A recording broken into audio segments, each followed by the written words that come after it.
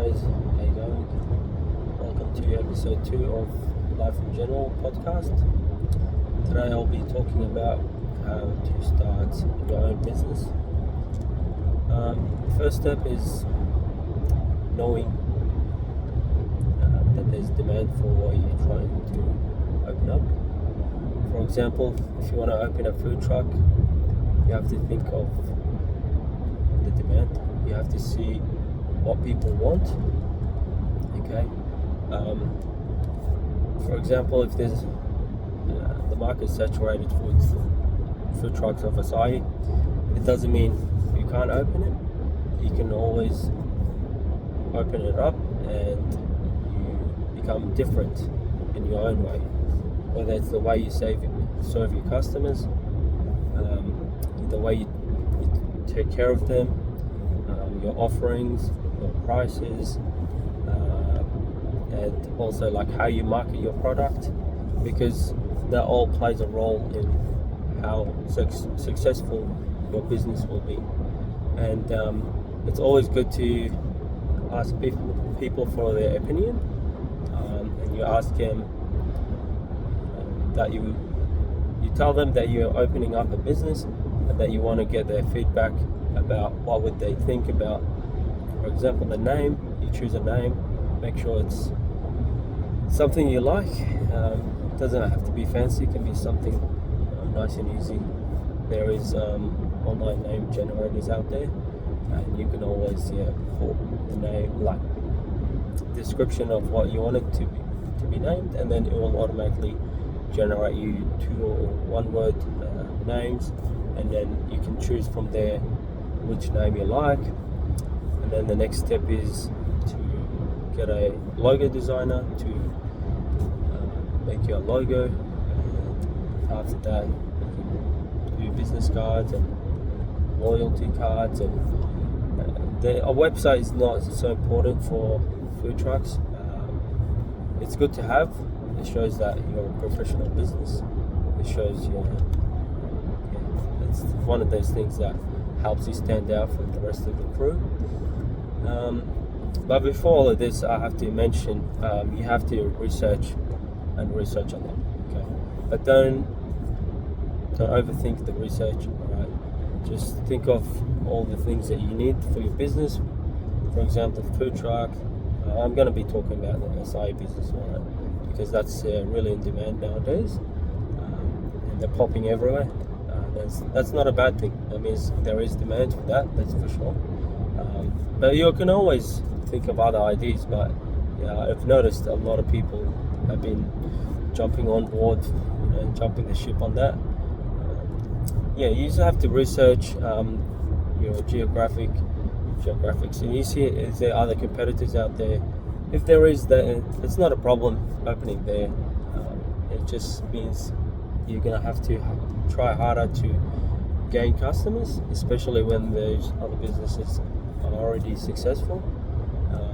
It just means you have to put a lot of effort, and you have to research a lot of things like the food certificate and food registration, your signage on the truck, fitting out the truck, whether you want to hire a truck or whether you want to buy it.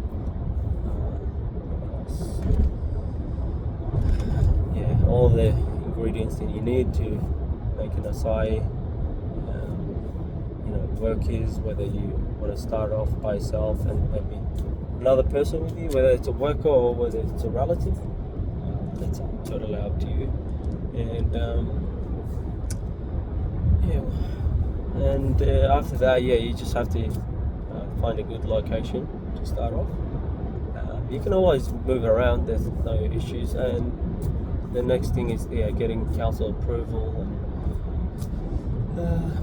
you can always ask other food trucks that are open around the areas, and you can ask them for advice. There's nothing wrong with asking someone who's already in the business.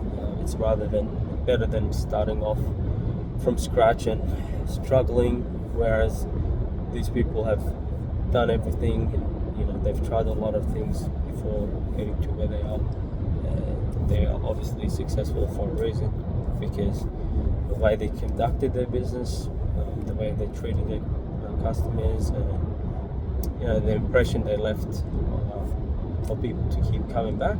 That's really important. You have to take care of your customers, because at the end of the day, they're the backbone of your business. And if you don't take care of them, you rip them off, and you don't care about them, they're simply not going to come back. The most important impression is the first one. If you don't do a really good job at that, then forget about them coming back. You can always improve, and in the future, try to avoid mistakes that could cost you customers leaving for the competitor. Doesn't mean you can't recover. You definitely can. It's just going to be a bit hard. And there is a lot of ways to gain customers, which through like a few ways. For example, word of mouth. If you do an exceptional service and give a product to the customer, if they really like your offerings, they're definitely going to tell other people about you. The other way is through Instagram ads and Meta ads, which is Facebook. And also Google ads. It's really important. Google ads, I believe, is the most crucial one, especially for my businesses that I've done. It's definitely the other platforms in terms of advertising, and I'm not paying as much, and I'm getting a lot of leads. I think that I've covered most of the points. You guys can mention if anything I've missed out, because I actually don't have a food truck business, but I am planning to. It is going to be called Acai Dealer. I've already done the logo. I'm working on things in the background. Just at the moment, I have other priorities which I'm focusing on. And I do have a business that takes care of all things business. It is called Pinnacle Digital Services, and I look after from step of 1 all the way to 10, whatever, how many steps there is, like from A to Z. Okay, I will look after your logo, business card, loyalty cards, because as I said, it's really important to have loyalty cards so people keep coming back to your business and not going to other businesses jumping around. And the next thing is having a website. It's not very crucial. You can have a really basic one page. It doesn't have to be fancy. I can definitely help you with that. And having workwear, like for your business, because it definitely shows how professional you are, helps you stand out from the rest, because not everyone does that. And mobile apps, which is not very important for a food truck. It can be considered if you become really a big player. And most importantly, I do run ads for you. I'll help you set up your Instagram, Facebook, and Google, and then making all these social profiles and running ads for you, because that's my, I do other business, but this is my main one which I'm focusing on. So be sure to hit me up at Pinnacle Digital Services, and I look forward to helping you guys with whichever business you are looking to open. So don't be hesitant to try something different. You can always test the waters. You can always make educated guesses. Take educated risks.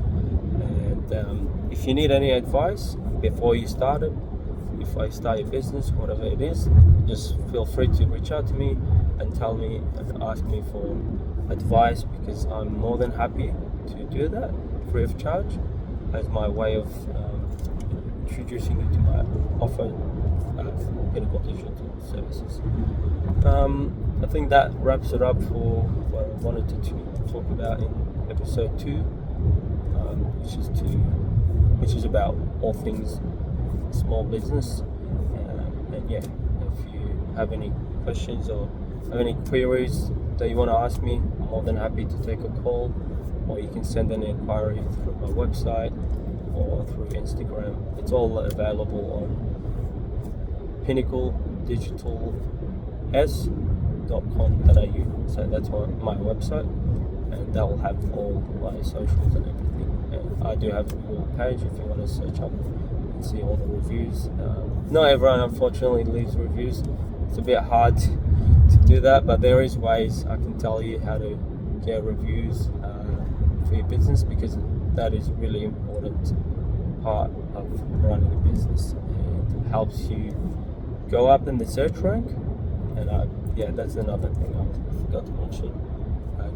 SEO optimization, that's another thing, and I believe I might have forgotten something else, but I think I've covered majority of the points, and I think I'll leave it here for now. And it's keep forgetting to mention my name, but my name is Jaffa. I'm in Melbourne, so feel free to reach out to me, and I'm more than happy to help. Alright, peace out and have a lovely day. Thank you.